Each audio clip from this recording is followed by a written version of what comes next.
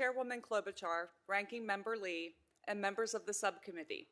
Thank you for the opportunity to participate in today's hearing. My name is Jennifer Bertetto, and I'm the President and CEO of Trib Total Media. We are a small publisher that delivers news, information, and advertising to 4 counties in southwestern Pennsylvania. Our company is 272 employees strong with daily and weekly newspaper circulations and hyper-local community websites that comprise our neighborhood news network. Our newsroom is a collective of 88 journalists, photojournalists, editors, and designers. Our high-quality and award-winning journalism is why our flagship website, triblive.com, draws more than 300 million page views each year. Trib Total Media's commitment to delivering high-quality journalism dates back to our founding in the 1800s. Our company was transformed in 1970 when Richard Mellon-Scaife purchased our local publishing company. We have remained focused on providing local news to our communities, but with the rise of the internet, we recognized that we needed to shift our focus from print to digital. Having done that, we're proud to provide our flagship website for free, a testament to our commitment to the community and to making news accessible. I've worked my entire career in the news industry, starting out of college and working my way up to president and CEO in 2015.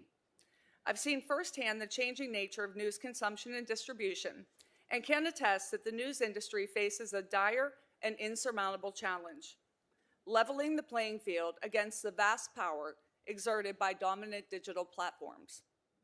I'd like to discuss 3 main points.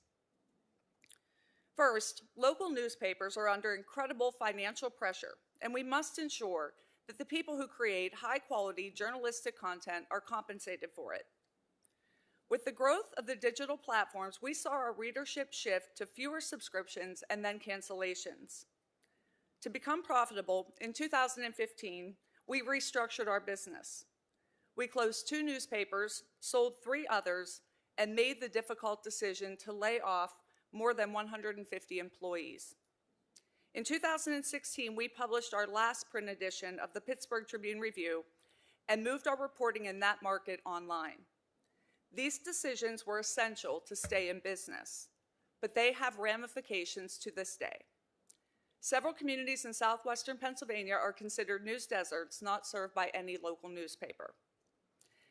Second, access to news online has become concentrated on 2 platforms, Facebook and Google, which serve as gatekeepers and determine how news is displayed, prioritized, monetized, without compensating the journalists that create the content they rely on.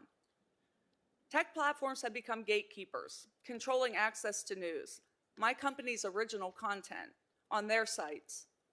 Sadly, most Americans get their news from these platforms, who are raking in record profits by simply curating content, a word that has subtly devalued the painstaking work of real reporting by journalists. On Google alone, 65% of users don't leave their site to click through to a newspaper's website, depriving publishers of the traffic and ad dollars it brings. Some say the newspaper industry has failed to modernize, and that's nonsense. Even with restructuring and enhanced digital offerings, no matter what we did, it was not enough to level the playing field. Small publishers are stuck between a rock and a hard place. We carry no weight in negotiations with platforms. We do not have the resources or the stature to bring them to the table. But there is a solution to the problem. The Journalism Competition and Preservation Act would give publishers a seat at the table to negotiate fair terms for the value of our journalism.